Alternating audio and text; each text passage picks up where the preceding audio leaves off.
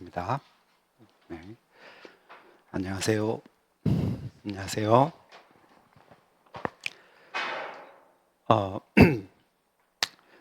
어, 제 소개는 안 하겠습니다. 이름을 이미 다 아실 테니까. 일단 여러분들이 준비하실 시험에 대한 이제 뭘 준비해야 되고 어떻게 공부를 해야 되는지 하는 부분들은 지난 12월에 이미 다 했어요. 그래서 그때 안 오신 분들은 홈페이지에, 학원 홈페이지죠. 홈페이지에 들어가시면 그 영상이 이제 떠 있습니다. 그래서 거기 있는 내용을 또 좀 참고하시면 되고, 그래서 내가 1년 동안 이제 어떻게 공부를 해야 되고, 어떻게 이제 준비를 해야지 좀 더 효율적으로, 그리고 이제 적은 노력에, 그러면 안 되는데, 원래 적은 노력에 이렇게 하면 이제 잘못되는 수가 있어요. 그렇긴 한데, 4년 동안 공부했던 내용을 1년 동안 공부를 해서 합격하겠다는 게 벌써 여러분들의 바람이잖아요. 욕심이지. 그래서 벌써부터, 거기서부터 적은 노력일 수밖에 없는 거예요. 시간이 모자라니까. 그래서 어쨌든 그렇게 해서 합격하시는 걸 목표로 하신다면, 그렇다면 이제, 일단 지난 영상을 좀 보시고, 그리고 이제 방향을 잘 잡아서 어떻게 좀 계획을 세우는지가 중요해요. 그래서 오늘이 이제 1월이니까 1월 3일 이렇게 되니까 어, 누구나 그렇듯이 뭐 개인차가 좀 있겠지만 하다못해 어디 뭐 헬스클럽이라도 끊어서 딱 3일만 쓰고 그만두는 한이 있다 하더라도 꼭 여러분들은 1년 계획을 세워 놓으셔야 돼요. 그래서 뭐 1, 2월에는 무엇을 할 것이고 3, 4월은 무엇을 할 것이고 뭐 5, 6월, 7, 8월, 9, 10월, 11월 해서 시험 준비하시고 그리고 합격하시고 이렇게 이제 계획이 되도록 준비 좀 하셔야겠습니다. 어쨌든 그런 준비 계획이나 아니면 이제 학습하는 도중에 뭐 여러 가지 어떤 개인별 차이가 좀 있으니까 그런 부분들은 문의하시면 돼요. 문의하시면 이제 그에 대해서 차례차례 응답을 해드리겠습니다. 그리고 홈페이지에 올라가 있는 어떤 이제 여러 가지 어떤 정보들도 많이 있으니까 그것도 이제 활용을 좀 하시고 네, 그렇게 해서 참고하시면 되겠습니다. 지금 이제 이 강의를 좀 설명을 드리겠습니다. 이 강의는 여러분들이 준비하셔야 될 임용시험 전공수학 파트에서 그 중에 이제 금요일 반이거든요. 이 반은. 그래서 두 개를 다 끊으신 분도 계시고 금요일만 끊으신 분도 계시니까 금요일만 이제 끊으신 분들은 이제 요 강의가 처음에 이제 정수론이에요. 오늘날 내용이 정수론이고 정수론이 이제 오늘로 끝나요. 오늘로 끝나면 이제 다음 주부터는 이제 대수학이 들어가요. 맞죠? 토요일 반하고 달라요. 이게 내용이 다르니까. 그리고 해석학. 그리고 이제 뭐 이산수학 또는 조합론 이렇게 부르는 과목하고 확률 통계 이렇게 해서 이제 2월까지 진행이 됩니다. 그렇게 참고하시면 될 것 같은데 그 일정이 중간에 그 설이 하나 껴 있어요. 그렇죠? 그래서 설이 껴 있는 연후에 그 하루는 이제 쉬는 날이라서 실제로 이제 9주차까지 가서 이제 2월 마지막 주까지 이제 해서 8회에 걸쳐서 이제 강의 진행이 됩니다. 그렇게 해서 여러분들이 준비해야 될 과목 중에 이제 주요 과목이 다 들어 있어요. 대수학, 해석학. 그렇죠? 그리고 그 외에 이제 다른 과목들은 토요일이 있습니다. 그래서 토요일 날 처음에는 이제 뭐 토요일 날 이야기를 하지. 네. 어쨌든 다른 과목들 서영대에서도 시작을 해서 뭐 다른 과목들이 다 토요일 날 배치되어 있습니다. 그렇게 해서 그 과목들을 준비하시면 수학 내용학 준비가 되고 그다음에 수학 교육론도 공부하셔야 되고 그다음에 교육학 공부를 하셔야 되고 그렇죠? 그렇게 해서 그 과목들을 준비를 하시면 1차 시험제 대비가 되는 겁니다. 됐죠? 그다음 지금 이 과목들을 이제 모아서 이제 8주 강의하는데 근데 1, 2월 때부터 막 달리면 쫓아올 수가 없어요. 말하자면 이제 제 입장에서는 여러분들이 임용 준비를 하기 위해서 달리는 일종의 이제 페이스메이커거든요. 제 입장에서는. 그래서 같이 뛰어주는데 같이 뛰어줄 사람이 혼자 막 달려나가 버리면 여러분들이 못 쫓아올단 말이에요. 그래서 1월 동안 막 달려나갈 수는 없어요. 그래서 1, 2월은 기본 개념 원리 이렇게 보시면 되고, 그리고 이제 3, 4, 5, 6 해가지고 거기에 보시면 이제 개별 과목마다 이제 충분한 시간을 들여서 하는 이제 반들이 또 있습니다. 그 내용들을 공부하시면 이제 실제 임용 시험을 완전히 커버할 수 있는 내용들을 다루게 돼요. 됐죠? 다만 이제 어떤 식으로 차이가 나는지 조금 약간만 보여드리면, 예를 들어서 이제 어떤 과목이든 뭐 정수능이다 그러면 정수능이 있다고 칩시다. 뭐 다 각 과목 마찬가지예요. 임용 시험을 준비하려면은 아무것도 모르고, 그러니까 대학에 나는 이제 갓 입학한 척 하는 거죠. 그리고 나서 이제 정수를 아무것도 모르고 시작을 해. 물론 이제 기본 베이스는 하나 가정을 하는 게 하나 있어요. 저도 무엇은 가정하냐면 중고등학교 내용은 알겠지라고 저는 가정을 해요. 이제 강의를 할 때 중고등학교 내용은 알아야죠. 솔직히 말하면 알아야 되는 게 아니라 여러분들이 가르쳐야 될 내용이잖아. 그렇잖아요. 학교에 계신 분들 계시니까 가르쳐야 되잖아요. 가르쳐 본 경험이 있으시고. 그러니까 그 내용들은 기본으로 가정합니다. 그래서 학교 수학 내용이 만약에 내가 그 약한 거 있는 것 같아. 그러면 빨리빨리 공부를 하셔야 돼요. 1, 2월 중에. 어찌됐든 대학에서 내용에서 이제 시작을 해서 뭐 요 정도까지가 이제 만약 임용 시험에 이제 필요한 내용이 들어간다. 그러면 실제로 임용 시험 문제에서 많이 나오는 내용들은 쉬운 부분도 아니고, 그러니까 기초적인 내용도 아니고, 이 기초가 될 부분이고, 이쪽이 이제 가장 수준이 높다 합시다. 이제 가장 높은 수준이라고 치면 여기도 잘 안 나와요. 여기도 잘 안 나오고, 다수의 문제를 차지하는 부분은 이 중간 부분이에요. 중간 부분이니까 어떻게 강의를 배치하냐면, 일단 1, 2월은 여기까지예요. 여기 이제 1, 2월 강의의 어떤 수준 이렇게 될 것이고, 그 다음에 이제 3, 4월부터 시작되는 강의 수준은 요 반 정도 시작해서, 반은 좀 심했나? 어쨌든 요 부분부터 시작해서 여기까지가 이렇게, 요까지가 1, 2월이고 이렇게 표시하면 되겠죠. 요 정도까지가 이제 3월에서 6월에서 강의하게 될 내용이 돼요. 그래서 요 부분은 빈도가 높게 출제되는 부분들은 겹치게 이렇게 해서 이제 강의 진행됩니다. 가끔 임용 시험에서 아주 기초적인 문제를 낼 때가 있긴 있어요. 이런 부분. 그런데 이 부분은 빈도가 별로 없어요. 그래서 기본적인 말을 알아야 된다든지 기본적인 계산을 수행하는 어떤 알고리즘을 수행하는 이런 부분들은 기초예요. 어떤 문제를 풀더라도 기본으로 까는 거거든요. 그래서 그게 이 앞부분이 있고, 그리고 이제 자주 빈도가 높고, 그 다음에 매번 나오는 타입의 이야기는 겹쳐져 있고, 그 다음에 임용시험에서 가끔 벗어날 때가 있어요. 그래서 요만큼 알아가지고는 안 되는 문제를 낼 때가 있거든요. 그게 여기예요. 요 내용을 커버하는 부분은 3, 4월 강의에 포함이 되어 있습니다. 그래서 이런 식으로 보시고 전체 강의가 이제 진행됩니다. 그래서 만약에 이제 가정으로 3, 4월 중에 예컨대 첫 시간에 있는 정수론 공부를 한다. 그런데 그 정수론 이야기를 할 때 이걸 안 할 거거든요. 그래야지 요 내용을 좀 더 깊게, 심도 깊게 다룰 수 있어요.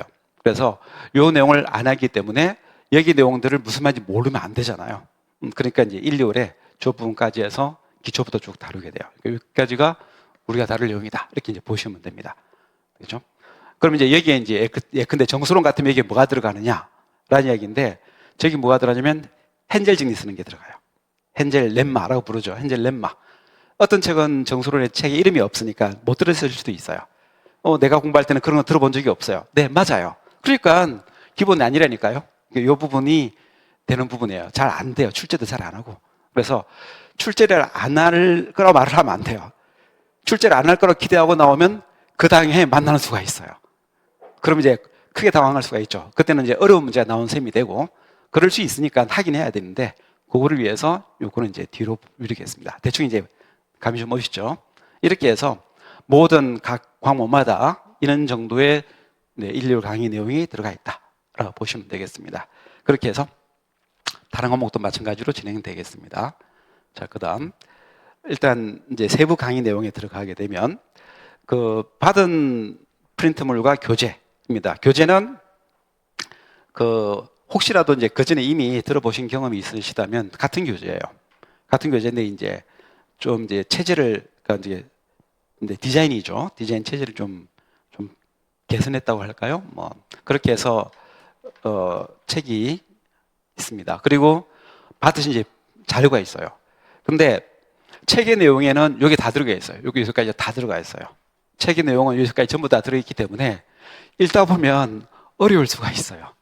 그래서 강의 구성상 책의 내용 중에 어려운 부분들은 요 뒤에 미룰 것이니까 그래서 그건 좀 빼고 그리고 이제 앞부분 내용 중심으로 해서 재편을 내서 강의를 해나가요. 그리고 책에 있는 문제들을 예제로 삼는데 때때로는 책에 있는 예제가 아닌 것도 포함시켜서 좀 다뤄야 되겠다 해서 강의 중에 다루게 될 예제들은 이제 프린트로 나가 있습니다.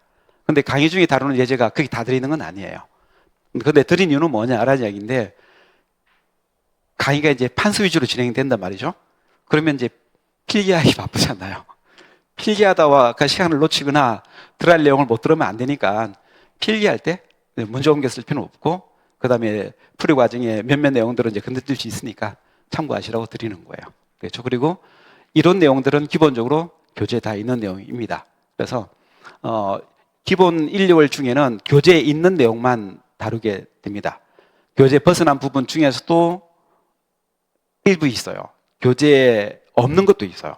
자꾸 이제 시험이 진행되다 보면 교재도 벗어날 때가 있거든요. 그런 내용들은 3, 4월에 반영을 할 거예요. 그래서 참고하시면 되겠습니다. 자, 이렇게 해서 이제 일요일 강의를 진행을 좀 해나갈게요. 그리고 약간의 이제 좀 플러스 알파 얘기를 하면 여러분들이 이제 남은 한 그 프린트가 형성평가라고 나가 있는데 다름이 아니라 강의를 들으시고 그리고 이제 복습을 하셔야 될 때 풀어야 될 문제 같은 걸 드린 거예요. 그래서 형성평가에 있는 문제를 풀어보시고 그거를 이제 지금 이제 직강으로 들으신 분들은 제출할 수도 있고 이제 종이로 제출할 수도 있고 그럼 이제 제출하시면 제가 이제 거기다가 이제 맞다 틀렸다 해서 표시한 다음에 돌려드리는데 그게 어느 정도 시간이 걸리냐면 일단 드렸잖아요. 그리고 이제 오늘 강의 듣죠. 그리고 복습을 해요. 그리고 다음 주에 내겠죠. 지금 제가 다음 주에 받아서 그 자리에 채점을 할 수 있을까요? 저도 강의를 해야 되니까 그 다음 주에 드리게 돼요. 이렇게 2주나 지나서나 받으시게 된다는 거죠. 그런 문제가 좀 있으니까 그걸 개선하기 위해서 그 학원 홈페이지에 자기 학습 사이트에 들어가시면 거기에 온라인으로 그 여러분들의 그 풀었던 내용들을 올릴 수 있게 해놨어요. 근데 이제 사진으로 찍어요. 자기가 푼 걸 사진을 찍은 다음에 그것들을 포맷을 저장을 할 때 PDF 포맷으로 저장하시면 돼요. PDF 포맷을 저장하셔야지 제가 거기다가 이렇게 표시를 할 수가 있어요. PDF 포맷이 아니면 저장을 이렇게 표시가 안 되니까 대부분의 이제 노트 프로그램들이 그렇게 돼 있으니까 그래서 PDF 포맷으로 저장해서 이제 거기다 올리면 업로드 하듯이 뭐 이메일로 보낼 때처럼 올려놓으시면 그걸 쭉 제가 취합을 해서 그거를 체크를 해서 다시 이제 PDF 포맷으로 다시 올려드릴 거예요. 그 자리에. 그러면 이제 그렇게 확인하시면 빠르면 일주일 내에 그러니까 바로 풀어보시고 그 다음 주에 바로 이제 확인할 수 있어요. 그런 식으로 할 수 있습니다. 그리고 마지막 주는 어차피 못 내세요. 물론 이제 그 계속 이어서 들으실 계획이시랑 관계없지만 마지막 주는 그런 식으로 올리시는 게 필요할 수 있습니다. 그렇게 해서 진행하도록 하겠습니다. 온라인 강의를 듣는 분들은 원래 그렇게 돼 있어요.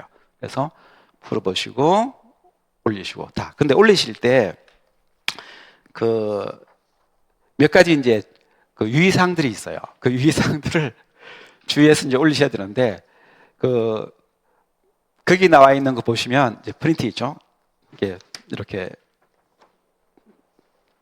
저는 이제 프린트지만 그 올라가 있어요. 그 참고 읽을 내용으로 이렇게 올려져 있으니까 참고하시면 됩니다. 그 거기 보시면 이제 언제까지 기한이 설정이 돼 있어요. 올릴 때는.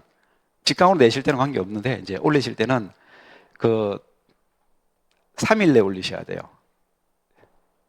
3일 내에 올리지 않으면 못 올려요. 막힌대요. 그래서 3일 내에 올리시고, 그리고 제가 체크해서 다시 또 올려드리고, 되겠죠? 그러니까 복습을 3일 내에 하셔야 된다는 뜻이에요. 놓으시면 안 돼요.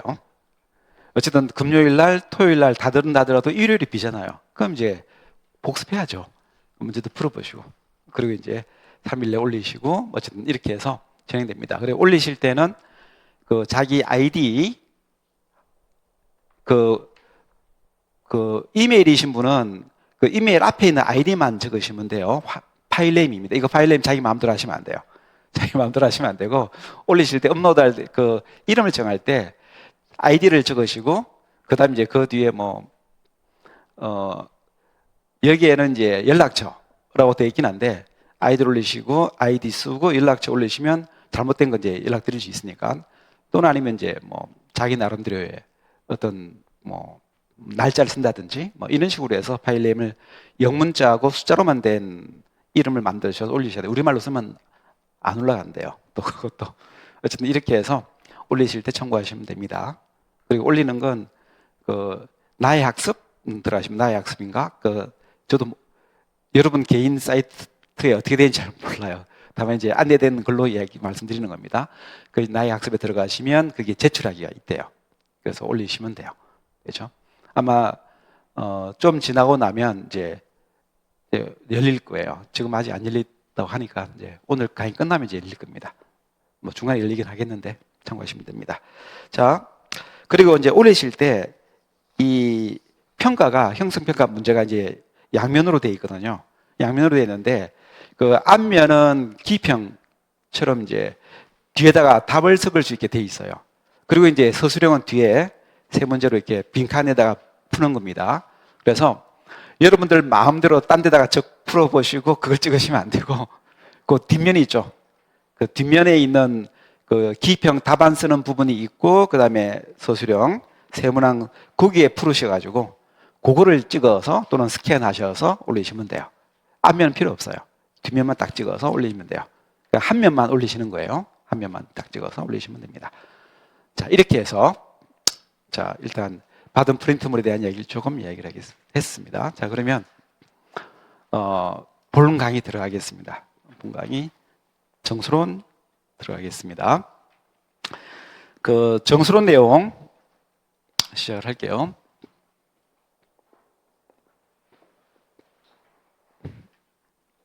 여기서부터 시작하겠습니다.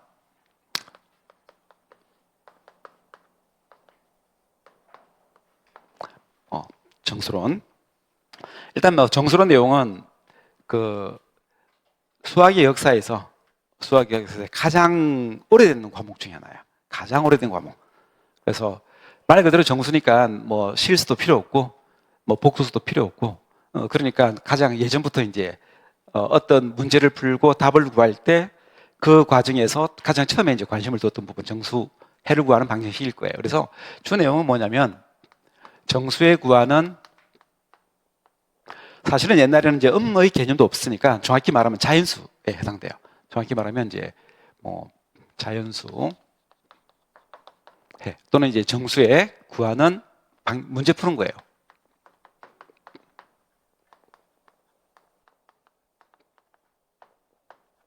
해법에 대한 이론이에요.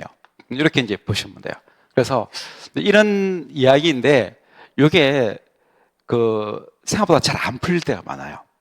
잘 안 풀릴 때 많아서 이거를 풀기 위해서 수많은 이제 시도들이 있게 되고, 그러면서 수체계를 늘리자 해서 한쪽 방향은 수체계를 늘리는 거예요. 그래서 실수까지 가고 복수수까지 가고 이렇게 늘리는 방향을 하는데, 이쪽 이야기는 다른 과목이고 여전히 옛날 그 모습 그대로 정수만 구하자, 고집스럽게 정수만 구하자, 이렇게 하는 게 아직까지도 이제 과목이 남아 있어요. 근데 벌써 처음 이야기할 때부터 정수에 구하자 해서 잘 안 풀리니까 뭘 했다? 수를 넓혔잖아요. 그러니까 지금도 남아있는 이 정수에만 구하겠다라고 말하는 상황은 뭐라고요? 잘 안 풀려요. 잘 안 풀립니다. 수학에서 난제가 많은 곳, 그러니까 풀리지 않는 문제가 많이 있는 곳, 그렇게 말하면 두 과목이 있어요. 한 과목이 정수론이에요. 한 과목이. 또 한 과목은 뭐냐면, 또 한 과목이 조합론이에요. 조합. 이산수학. 이산수학이 난제들이 많아요. 그래서 요 두 과목은 듣기는 편해요. 그러니까 문제를 들어서 무슨 말인지 이해하기는 어렵지 않은데, 그래, 알았어. 그래, 풀게. 할 때 풀 수가 없는 문제들이 엄청 많고, 그쪽에서 매길 문제들이 워낙 사람들을 답답하게 만드니까, 그, 상금을 내걸어서라도 좀 풀어봐. 라고 하는 문제가 많기로 유명해요. 그리고 이제 그 외 과목들이 좀 있죠. 그 외 과목들은 비교적 문제가 나오는 시기도 최근이고, 최근이라 해봤자 뭐 100년, 200년 이렇게 되는 것들이고, 그런 문제들은 비교적 좀 지나면 풀릴 때가 많아요. 뭐 한 50년 만에 풀릴 수도 있고, 100년 만에 풀릴 수도 있고 하긴 하지만, 그쪽은 그래도 난제가 나와도 어느 정도 기망을 걸 수 있는데, 이쪽은 못 푼 문제의 그 연대가 한 2000년 동안 안 풀리는 문제, 뭐 이런 게 있거든요.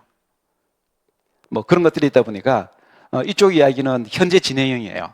아직도 그 못 푸는 쪽 문제들이 잔뜩 쌓여 있는 곳, 이렇게 됩니다. 그리고 문제를 하나 풀면 그 푼 문제를 기반으로 해서 못 푸는 문제가 더 생기는. 그래서 10개의 문제가 나오면 그 중에 한 문제가 풀릴까 말까. 그리고 이제 나머지 9문제는 여전히 못 푸는 문제 상태. 이 상태의 문제가 많아요. 그래서 좀 쉽지 않은 곳이다. 그런데 그 쉽지 않은 이 정수론 이야기를 그나마도 가장 첫 번째 매듭을 그래도 좀 그래도 실타리를 좀 풀어서 뭔가 좀 체계를, 그전까지는 체계가 좀 없다고 할 수 있는데 체계를 좀 갖춘 첫 시도라고 할 수 있는 게 이제 사실은 가우스의 방법이에요. 가우스가 이제 뭘 쓰냐면 오일러 가우스, 이렇게 오일러 가우스에 넘어오면서 뭘 하게 되냐면 소위 합동식이라는 걸 만들어요. 합동식. 그래서 사실은 그 돌파구가 합동식이 되고, 이 합동식을 다루게 되면 그래도 이론이 있어요. 다른 것들은 이론이 없는데, 이론이 없는 건 아니지만 이론이 다 어려운 것만 있는데, 그래도 이 합동식은 그래도 비교적 상대적으로 상당히 쉽다. 그래서 임용시험에서는 이 합동식을 다루는 기법 중심으로 출제가 됩니다. 그래서 제일 중요한 첫 번째 스텝은 합동식이 뭔지 아는 거예요. 합동식 또는 합동방정식 이렇게 되겠습니다. 되겠죠? 제목이 너무 옆으로 갔네. 이게 더 붙일까요? 합동식. 이게 첫 번째 다루길 내용입니다. 그러면 합동식이 뭐냐? 뭐 이런 이야기예요. 합동식이 뭐냐라는 이야기를 할 때 좀 도움이 될 만한 이야기 조금 해드릴게요. 도움이 될 만한 이야기가 뭐냐면, 근데 2025년이죠. 2025. 그쵸? 곱하기. 벌써 숫자가 너무 큰데, 365 망했다 벌써. 네, 이렇게 했어요. 혹시 계산기 있으신 분? 저도 사람이지라 손계산하기가 싫으네.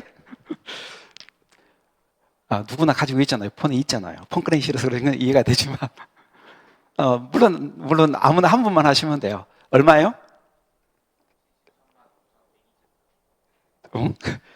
73만 9,125.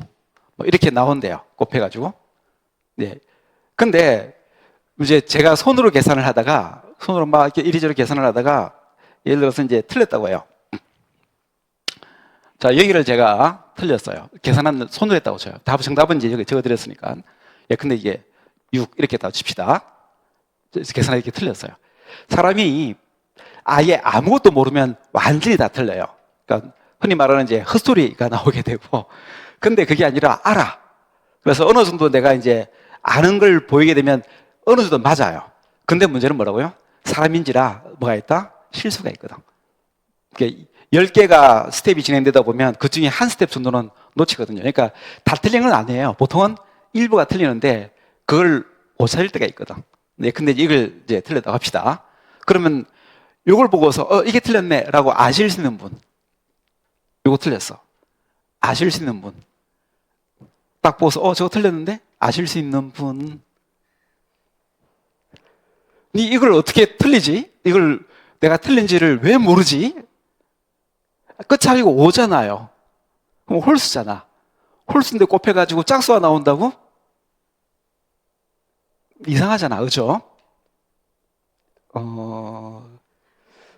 저 좀 전에 소름 돋았어요. 아니, 이걸 내가 설명을 해야 되나? 딱 보고서 알아채야 되는 거 아니야? 뭐 이런 거 하잖아. 딱 보고서 이게 말도 안 돼. 틀렸어요. 이렇게 바로 답을 할 수 있단 말이지. 딱 눈치고 틀렸어요. 그렇겠죠? 그러니까 사람들은 어느 정도 감을 좀 가지고 있죠. 그리고 수학에서는 좀 가르칩니다. 이런 내용들을 저런 내용을 가르칩니다. 그래서 보면 알죠. 그래서 근데 이제 그래 홀수야. 그럼 이제 3 이렇게 따집시다. 또 틀렸죠? 왜요? 그 일자리 수는 요 앞에가 다 필요 없거든.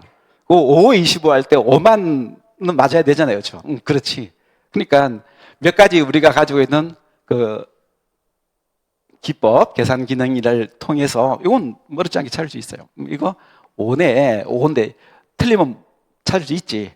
그런데 근데 이게 틀렸다고 쳐요. 여기가 예를 들어서 내가 이거를 한 뭐 5라고 쳤다고 칩시다. 자, 틀렸죠? 정답은 알고 있는 상황이니까 여기 이제 틀린 겁니다. 이게 틀리는지 알 수 있나요? 그러니까 어쨌든 이 답이 틀린 답이다. 틀렸어. 라는 사실을 알 수 있나요? 몰라요? 그러니까 제가 이제 손으로 계산을 막 하다 이렇게 계산을 했어요. 그때 여러분들은 선생님 틀렸어요. 이렇게 이제 자신 있게 확실히 틀렸어요. 라고 말할 수 있나요? 없나요? 근데 만약에 제가 여기다가 뭐 1111 이렇게 따집시다. 요거는 좀 감이 좀 오죠. 그죠? 왜냐면 요거는 숫자가 4개밖에 안 되고 요건 3개밖에 안 되니까 3개하고 4개를 곱하면 대충 어느 정도까지인지를 알잖아요. 그렇죠? 어느 정도? 그러니까 이거 너무 지나쳤어. 또는 너무 부족해. 이런 부족이나 약간 넘침에 대한 감각은 있잖아요. 그렇죠? 그러니까 이 정도는 또 파악할 수 있다고. 그게 기본 감각이에요. 제가 이 이야기를 왜 하냐면 임용시험 끝나고 지금 저 2024년에 이미 임용시험 끝나고 진행 중이에요. 2차 지금 이제 진행 중이거든요. 1차 합격 발표가 되었을 테고 그리고 이제 2차 진행 중인데 아직 진행 중인데 얼마 안 된 전에 12월 달이겠죠. 그때 이제 모의고사를 이제 보시거나 이제 채점을 하거나 하면 숫자 틀리는 경우들을 많이 봐요. 이론은 다 알아요. 이론은 알아요. 대화를 하면 알아요. 대화를 하면 확실히 알아요. 근데 점수는 0점이 나올 때가 있어요. 왜? 계산의 시작부터 틀린 거예요. 계산의 시작부터 틀려가지고 그 어디가 다 틀린 거예요. 그럼 뭐가 된다? 줄 점수가 없으니까 0점이 나가는 거예요. 그때보다 안타까울 때가 없어요. 그때처럼. 그러니까 제일 중요한 게 뭐라고요? 숫자 틀리면 일단 안 돼요. 그렇죠? 왜 이 이야기를 하냐면 이건 초등학교잖아. 중등도 아니잖아. 중고등도 아니잖아요. 초등은 좀 심했지.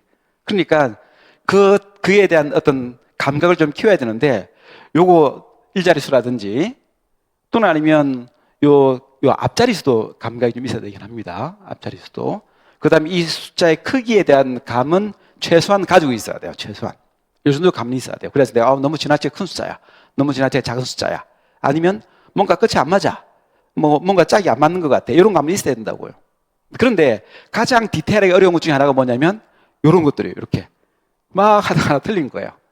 이런 거 잡고 싶어요. 이것도 맞아. 틀려. 알고 싶어. 그럼 어떻게 하면 되죠? 틀려. 딱 봐도 틀렸어.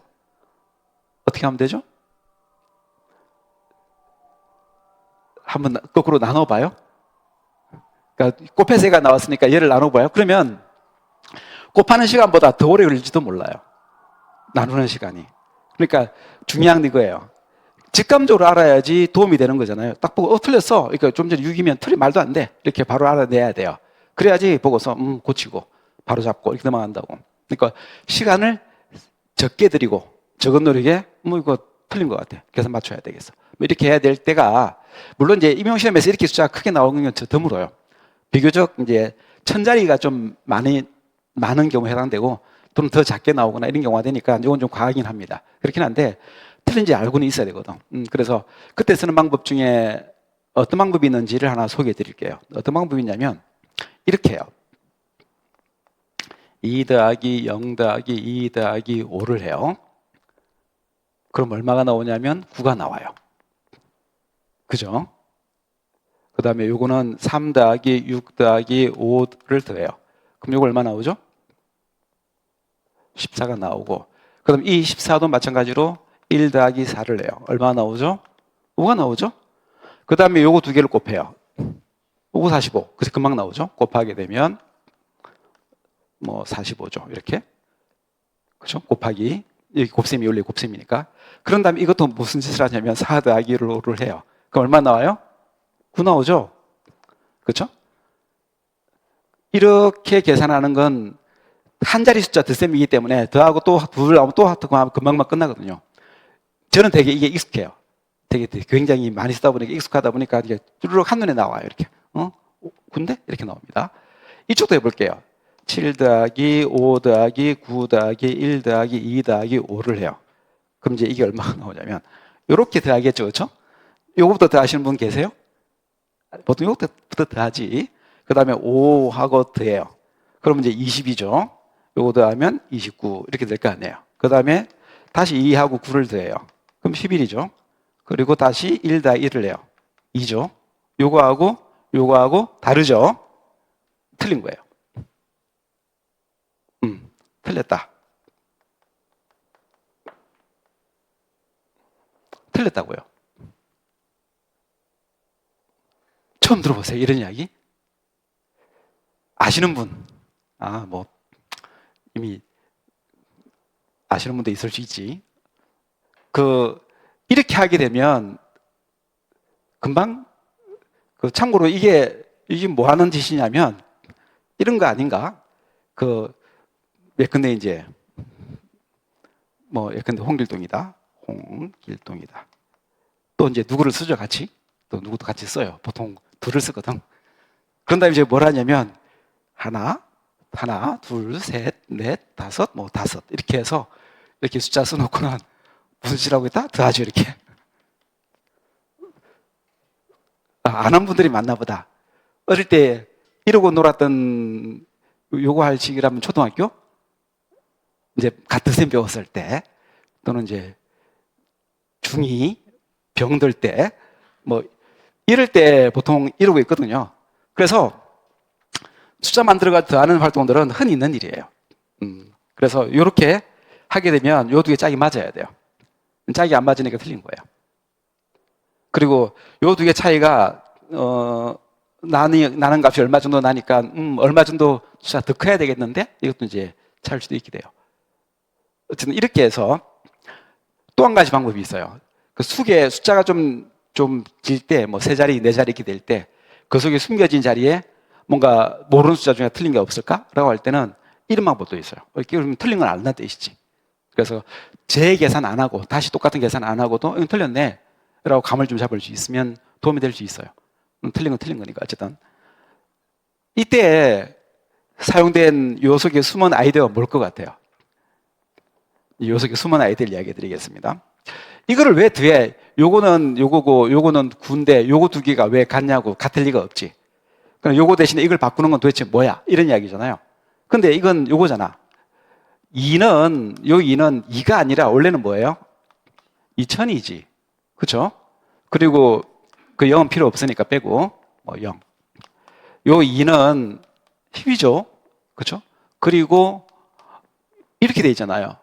근데 우리는 이 숫자를 어떻게 바꾸냐면 여기 나와 있는 요 10이나 10의 제곱이나 또는 아니면 10의 세제곱을 뭐로 바꿔치기 한 거다? 1로 바꿨잖아. 여기 이렇게 바뀌면 이렇게 1 이렇게 바꿔서 계산을 한 게 2 더하기 0 더하기 2 더하기 5가 될 거라고. 그럼 우리가 무슨 짓을 하냐면 10을 뭐로 바꿨다? 1로 바꾼 거예요. 그러면 이게 지금 뭐하고 비슷하냐면 얘를 얼마를 지웠다? 9를 지웠잖아. 9를 지우고 얘는 뭐가 되겠다? 남은 거잖아요. 그러니까 9를 지우고 남음. 그러니까 뭐라는 셈이 되냐면 나머지 구한 거야. 뭐로 나눈 나머지? 9로 나눈 나머지 구한 거야. 근데 100은 어떻게 되겠어요? 100도 동일한 기준입니다. 9로 나누고 그럼 나머지 얼마예요? 100을 9로 나누게 되면 몫이 얼마냐면 99. 9 곱하기 11이 몫이겠죠? 그래서 나머지 얼마예요? 1이죠. 그러니까 지금 이 숫자들은 다 어떻게 바뀐 거라고 보면 되냐면 나눈 나머지야. 뭐로 나눈 나머지라고요? 9로 나눈 나머지야. 그래서 9로 나눈 나머지야.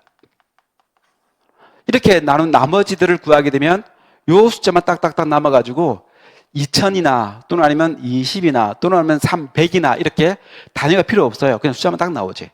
그래서 이거를 더한 결과를 가져오면 되고, 이게 만약에 이렇게 두 자리에 쓴다 하더라도 이것도 같은 맥락인 거예요. 다시 또 10도 만차 9로 나누게 되면 1 더하기 4로 바뀔 거지. 그러면 이제 남은 이야기 이거예요. 그러면 요거를 안 쓰고 요거 대신에 뭐로 바꾼 거라고요? 요거를 9로 나눈 나머지를 구한 게 얼마라고요? 9인 거예요. 그리고 요것도 마찬가지로 요거를 9로 나눈 나머지가 얼마라고요? 5인 거예요. 그러니까 요것도 5로 바꿨고, 그러니까 이렇게 바꾼 거죠. 5로 바꾸고 9로 바꿨죠. 어떻게 해서? 9로 나눈 나머지를 구했어요. 그러면 곱셈을 할 때 어떤 두 큰 수를 먼저 곱하고 난 다음에, 곱한 다음에 나온 결과를 9로 나눈 나머지하고, 먼저 나누어서 나눈 나머지하고 곱해가지고 나눈 나머지를 또 9로 나눴을 때 나온 결과, 이게 얼마냐면 45였으니까 9죠. 이렇게 해서 또 한 번 더 해서 9 이렇게 해주는 거하고 같으냐? 이게 이제 문제 요점이에요. 그러니까 어떤 걸로 정리가 되냐면, 큰 수 두 개 있는데 미리 어떤 정해진 수로 나눠요. 그 나머지를 구해. 그런 다음에 그 두 개를 곱해서 나머지를 구하는 거 하고, 그냥 큰 수 그대로를 먼저 곱해. 그래서 어마어마하게 커졌죠. 그 수를, 큰 그 수를 다시 나눈 나머지를 구하는 거하고 같을까요? 같을 거야. 그런 기대가 있어. 같았으면 좋겠어. 이 기대를 실제로 아주 옛날부터 사실은 알았어요. 옛날부터 알았는데 요거를 본격적으로 한번 써먹어 봐야겠어. 정수에 구하는 문제를 풀 때 한번 써먹어 봐야겠어. 이걸 제대로 이론을 만들어 써먹어 봐야겠어라고 생각하는 사람이 오일러 가우스 이렇게 연결돼요. 그리고 이제 처음으로 정수론만 단독으로 된 그 책을 쓴, 교과서처럼 이제 책을 쓴 사람이 이제 가우스예요. 정수론 책을 처음 했어요. 이만큼 두꺼운 책을 써요. 정수론 하나 가지고 이만큼 두꺼운 책을 썼다? 무슨 말이다? 그동안 안 풀린 거 한번 다 풀어보겠다 시도했다는 뜻이지. 그리고 거기에 보면 성공과 실패가 들어있어요.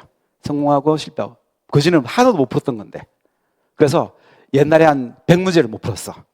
그전에 한 두세 문제 풀었어. 가우스 덕분에 푼 게 확 늘어요. 4문제 이렇게 늘어요. 몇 배예요?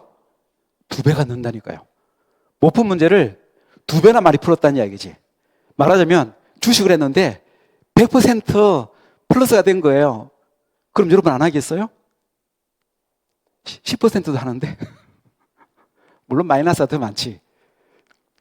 무슨 말이 되시죠? 그래서 정수론이 뭘 다루는 게, 이걸 다루는 게 되었어요. 이게 뭘 것 같아요? 그러면요, 이 아이디어 뭐 핵심이에요? 어떤 수로 나눈 나머지만 비교하자. 그러니까 연산을 해야 될 때 연산을 원래 숫자 그대로 하지 말고, 이 힘들잖아. 그러니까 뭐라고요? 어떤 수를 기준으로 해서 나눈 나머지를 처리하는 계산하면 좀 쉽거든. 금방금방 끝나고. 그걸 이용해서도 틀린지 알 수 있어. 물론 이제 맞는지는 몰라요. 이게 옳은 정답이 나와서 같아 하더라도 하나 숫자는 커지고 하나 숫자는 작아져 가지고 2개 커지고 2개 작아지고 그러면 결국 똑같아지거든. 그래서 거꾸로는 말을 못 해요. 그러니까 맞다 이 말은 못 해주는데 그 과정에서 뭐가 잘못되었다라고 말하는 건 해준다. 근데 이게 생각보다 강력한 도구예요. 그래도 논리 중에 한쪽밖에 없긴 해도 이게 생각보다 강력한 도구라서 실제로 많은 문제들을 푸는데 도움을 줍니다. 뭐가 안 돼? 라고 말하는 이야기 할 땐 도움이 된다는 이야기지. 이렇게 해서 이 아이디어가 이제 정수론의 중요한 기초로 이제 자리를 잡습니다. 그게 합동식이야. 그럼 이제 아이들 알았으니까 요거를 기호화해야 되겠죠. 그래서 이제 그 기호화 들어갑니다. 그래서 만들어진 기호가 이거예요. 합동식 A 세 줄 B 모두 N, 이렇게 이제 쓰는 기호를 이제 개발을 해요. 물론 오일러가 아니라 가우스긴 해요. 네, 어쨌든 만들었어요. 자, 이때 이제 요걸 우리는 합동식이라고 부릅니다. 이걸 합동식이라고 부르게 되고, 이 합동식의 요 n이 좀 전에 했던 이 경우에 9에 해당돼요. 그래서 어떤 수로 나누자라고 보는 겁니다. 그래서 이게 의미가 A와 B를 n으로 나눴을 때 나눈 이렇게 해둘게요. 나머지는 어떻다? 똑같더라. 는 같아. 이런 의미가 됩니다. 의미가. 근데 이 말을 곰곰이 생각해보면 되어줘요.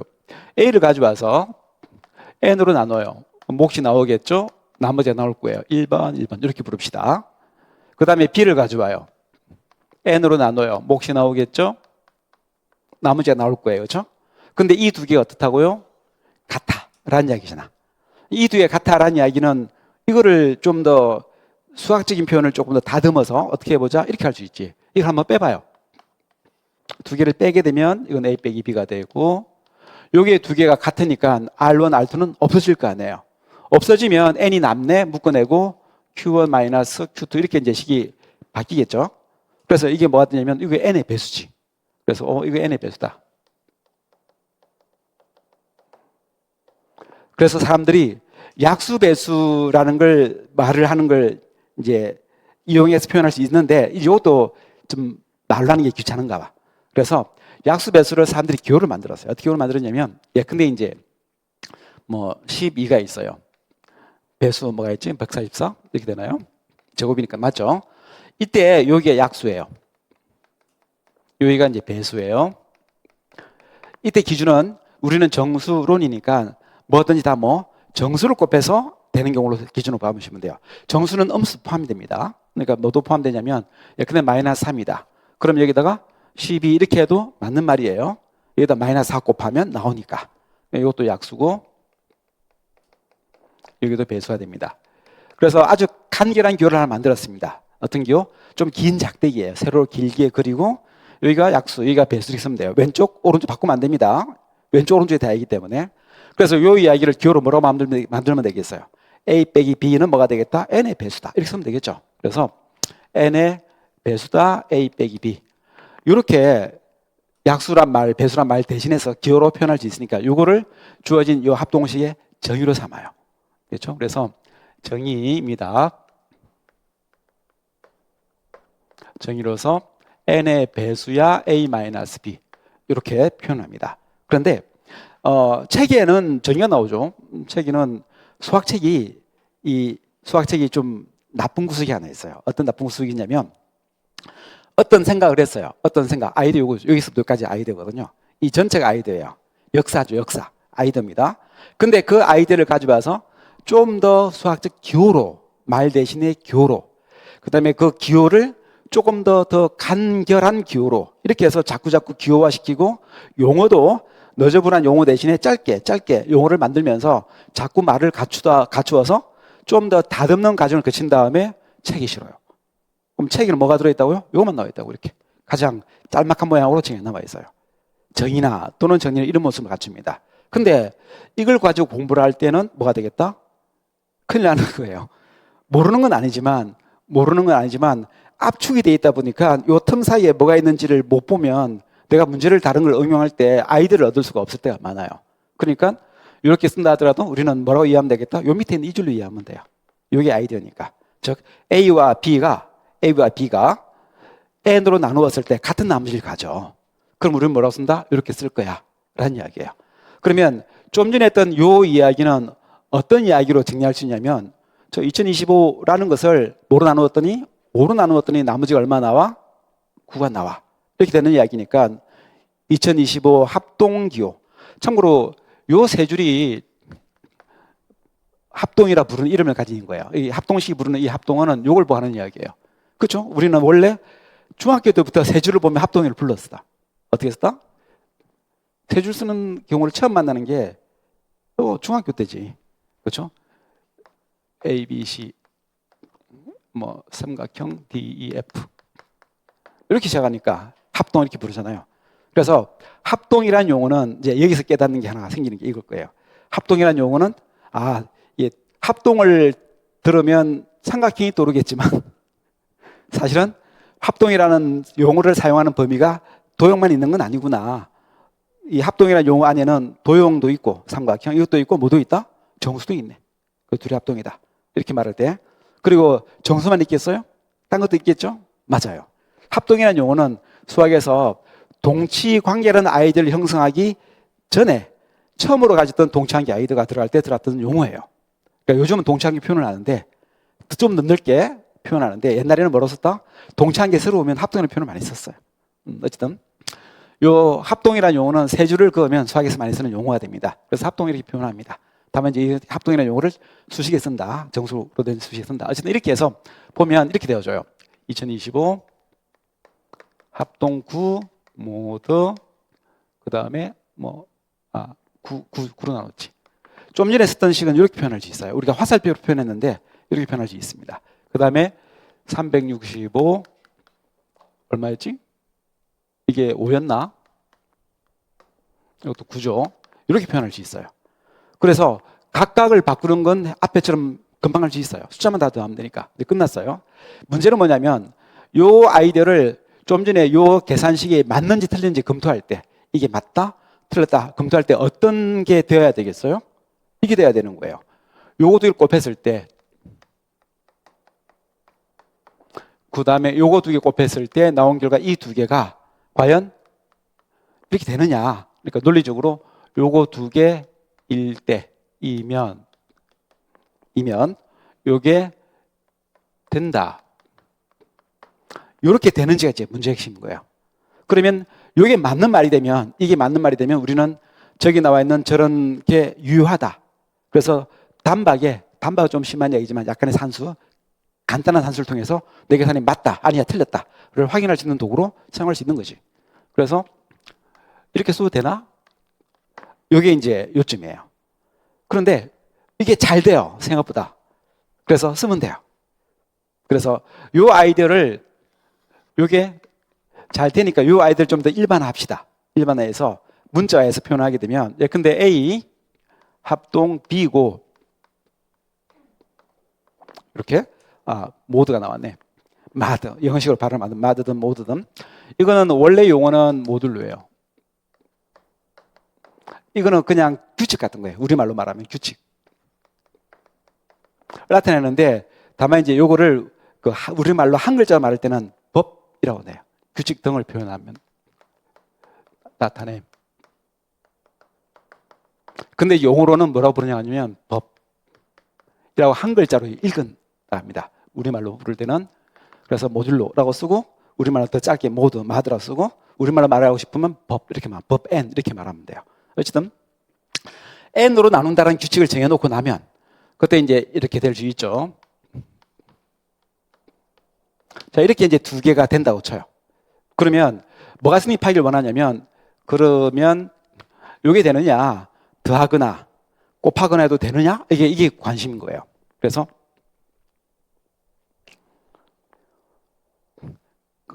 여기 탁자에 가려서 안 보이시면 안 보인다 말씀하세요.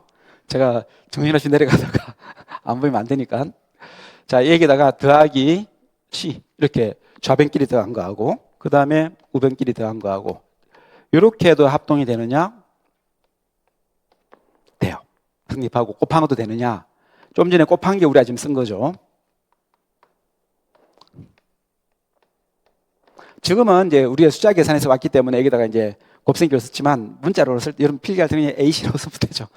뭐 곱하기 쓰겠어요. 어쨌든 이렇게 이게 성립을 해요. 그러니까 더하기도 되고 곱하기도 되고 뺄셈 될까요? 되지. 뺄셈 되지. 그래서 더하기 빼기 다 돼요. 더하기 그 두 번 쓰기 싫으니까 플러스 마이너스 겹쳐 놓겠습니다. 더한 건 더한끼리 되고 뺀 거는 뺀 것끼리 돼요. 그래서 이게 성립한다. 이게요. 그러면 우리는 어디까지 왔냐면 합동식이 무엇인지의 정의. 뜻이 간단하지 뭐. 그 다음에 뭐가 왔다? 이게 언제 유용하구나. 이때 참 유용하구나. 라고 말하는 정리죠. 뭐 가장 기본적인 연산 정리 같은 것이 됩니다. 그런데 뭐 굳이 뭐 정리처럼 쓰지는 않겠습니다. 잘 되겠죠? 잘 돼요. 그러니까 이런 성질을 가지고 있으니까 우리 이 성질을 이용해서 뭘 할 때 뭐 내 계산이 맞는지 틀릴 때 조금 이제 활용해 볼까? 뭐 이렇게 쓸 수 있게 돼요. 근데 다만 이제 계산하는 이렇게 넘어가는 과정이 오래 걸리게 되면 도움이 안 되니까 다만 이제 실질적으로 제가 해보니까 9는 도움이 되더라. 왜냐면 9는 12고 뭐고 다 필요 없거든. 10이나 10제곱이나 뭐 어쨌든 자리수는 다 필요 없으니까 자리만 다 더하면 되니까 그래서 간단히 검산할 수 있어요. 쓸만하거든. 이렇게 해서 여러 가지 내 계산이 맞는지 틀리는지 계산할 때 활용할 수 있는 어떤 아이디어도 제공하고 정순의 시작도 얻어집니다. 되겠죠? 어쨌든 정리지 뭐. 어쨌든 성질이라 부를까요? 여기 성립을 해요. 그러면 이렇게 되어 있으면 이거를 이제 느낌으로 보면 이렇게 볼 수 있어요. 등식 느낌이 나지 않나? 등식? 중학교 1학년, 2학년 올라가면서 처음에 이제 양쪽이 같다라는 이야기를 가르쳐요. 그 전까지 뭐였어요? 뭐 수교론 공부하시면 다 아실 이야기지만 초등학교 때까지는 같다라는 개념이 좀 약하고 어떻게 더 강하다? 이렇게 돼 있지. 보통 뭐 2025 곱하기 365는 네모 이렇게 적어놓죠. 보통 초등학교마다 이렇게만 하거든. 여기 이거 좀 심했다. 초등학생들에게 너무 배려 없는 숫자를 주긴 했네요. 그렇게 한데 요거를 그 계산을 해가지고 여기다 적어주는 것처럼 좋거든. 그러니까 학생들에게 입장에서 등호는 이 왼쪽 오른쪽 이렇게 다른 거예요. 요거는 나한테 주어진 과제인 거고, 그 다음에 요거는 그 결과를 쓰는 것처럼 보이니까 이쪽은 주어지는 거, 입력. 요거는 출력. 이렇게 보인다는 이야기지. 근데 그러면 큰일 나죠. 중고등학교 올라가서부터는 수식을 다뤄야 되니까 두 개가 같다를 동등 비교로 바꿔야 되니까, 그러면 안 되니까 요 이야기 다음에 넘어가면서 뭘 가르친다? 이제 등식의 성질을 하면서 등호를 가르치기 시작하는 게 중학교 시작이에요. 그런데 여기 나와 있는 이 이야기를 할 때 나오는 성질을 이야기할 때 뭐가 있냐면 두 개가 같으면 또 두 개가 같으면 둘을 더해서 같아, 빼도 같아, 곱해도 같아 이렇게 가르치단 말이지. 그래서 이런 성질을 가르친 다음에 이 성질을 기초로 해서 어디로 넘어간다? 방정식으로 넘어가요.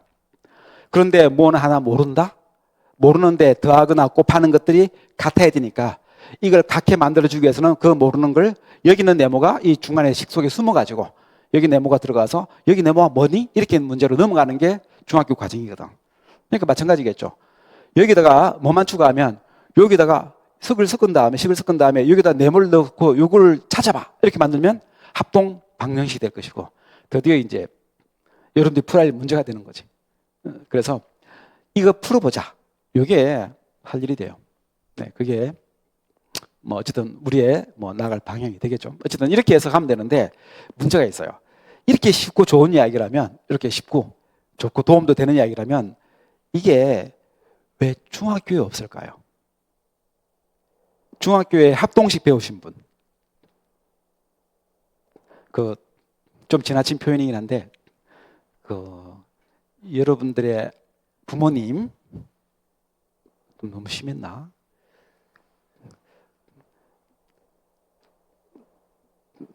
함부로 말하면 안 되긴 하다. 이제부터 조심해야 되는데. 사실은 우리나라 교육과정, 그 3차 교육과정 때 이 합동식의 아이디어가 기호는 안 씁니다. 이 기호는 좀 심하죠. 기호는 안 쓰고 이런 기호를 써요. 더하기가 그냥 더하기가 아니기 때문에 이렇게 더하기의 동그라미 또는 이제 곱하기의 동그라미 이런 기호를 개발을 한 다음에 이걸 중학교에 넣은 적이 있어요. 이걸 중학교에 넣은 적이 있어요. 3차 교육과정, 4차 교육과정. 그러면서 이제 허지부지 사라져요. 4차 교육과정에서 이거 너무 학교 어려워하는데 사라졌잖아요. 근데 이제 저는 산정인이에요. 저걸 중간에 본 적이 있어요. 그 학교 도서관 가잖아요. 도서관 옛날 책이 쌓여있거든. 안 버리고. 그러면 그 책 공부한답시고 가서 뒤지다가 저걸 보고 놀랬던 적이 있어요. 얼른 듣고 나왔어요. 어쨌든 저보다도 조금 더 위쪽 분들 중에는 요걸 배운 적이 있어요. 그러니까 한때 들어갔다는 이야기예요. 근데 곧 사라졌어요. 사주교육이 되면서. 왜 사라졌을까요? 중학교 내용이 아니기 때문이에요. 왜요? 등식과 조금 다른 면이기 때문이에요. 등호랑 좀 달라요. 합동식하고 그냥 등식하고 좀 다른 면이 있거든요. 뭐가 다를 것 같아요? 여기 뭐가 빠졌어요? 사칙연산이잖아. 뭐가 빠졌어요? 나누기가 빠졌잖아. 그래서 나누기가 안 돼요. 해보면 알겠지만 두 개가 합동일 때 그리고 나눌 수 있는 숫자고 치더라도 나눠버리면 안 같아요. 이게 깨집니다. 그래서 A, 참고로 나눌 땐 조심할 점이 있습니다. 나누면 정수가 아닌 경우가 있어요. 그렇죠? 3 나누기 어떻게 정수가 아니잖아요. 그러니까 나누기를 할 때는 꼭 정수가 되는 숫자라고 가정하고 나눈다고 칠 때라고 보셔야 돼요. 그렇게 되는 경우라 하더라도 이거하고는 달라요. 이건 같이 않습니다. 안 되더라. 틀립니다. 그러니까 한 가지 말썽을 부리는 게 하나 있어요. 요놈. 이게 좀 말썽이에요. 나누기가 잘 안 돼. 그래서 이 나누기가 안 되는 바람에 이건 이제 등식과 좀 비슷한 부분이 좀 일부 있긴 하지만 좀 아닌 부분도 있으니까 그 중학교 때 가르쳤다가는 이제 문제가 생기겠구나를 단박에 좀 깨닫고 교육 과정에 바로 철수를 해요. 의욕적으로 들어갔다가 쉽잖아. 맞아요. 쉬운 건 맞아요. 근데 합동만 푸는 거 어렵거든. 그러니까 이제 철수를 합니다. 그런데 여러분들은 이제 그걸 해야 돼요. 네, 과목에 들어가 있거든. 그래서 이 부분을 대신할 수 있는 걸 찾아야 되는 게 우리 할 일인 거예요. 자, 그럼 이제 더 들어가 봅시다. 두 개가 합동일 때 나누면 같아지느냐? 안 같아요. 나누면 안 된다는 이야기는 어떤 의미로 볼 수 있냐면 곱해서 같을 때 되돌아갈 수 있느냐? 못 돌아간다는 이야기가 돼요. 그러니까 그런 경우 어떻게 할 거냐? 이런 이야기입니다. 조금 더 이제 좀 더 공식화된 이야기를 갈게요. A 합동 B가 있어요. 모두 N 이렇게 돼 있습니다. 양쪽에 똑같은 숫자를 더하거나 똑같은 숫자.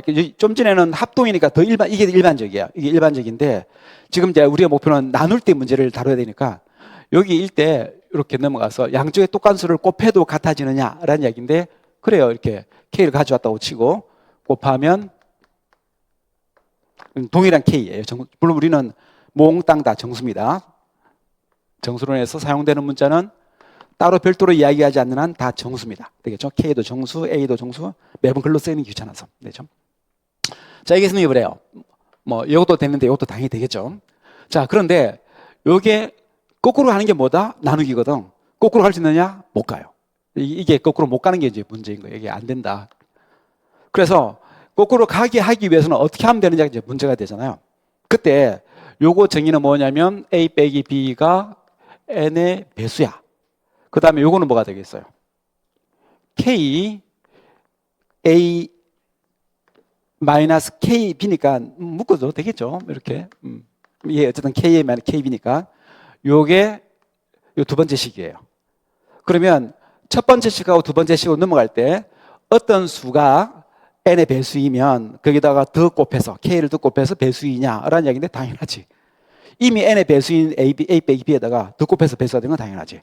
근데 문제는 나누면 안 되잖아. 이게 거꾸로 하면 안 되거든. 그러니까 요거를 이렇게는 되지만 이게 안 되는 게 사실은 당연하게 이게 안 되는 이유예요. 그때 그러면 되게 하려면 어떻게 하지? 되게 고쳐야 됩니다. 그대로는 안 되니까 고쳐서 되게 하는 방법이 어떻게 될까라는 얘기인데 방법이 두 가지가 있어요. 방법이 있습니다. 방법이라고 말을 하지만 이제 성질로 바뀝니다.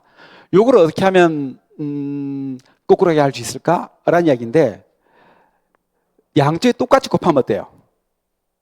왜 여기만 곱해주냐고. 동일하게 곱해주면 어때요?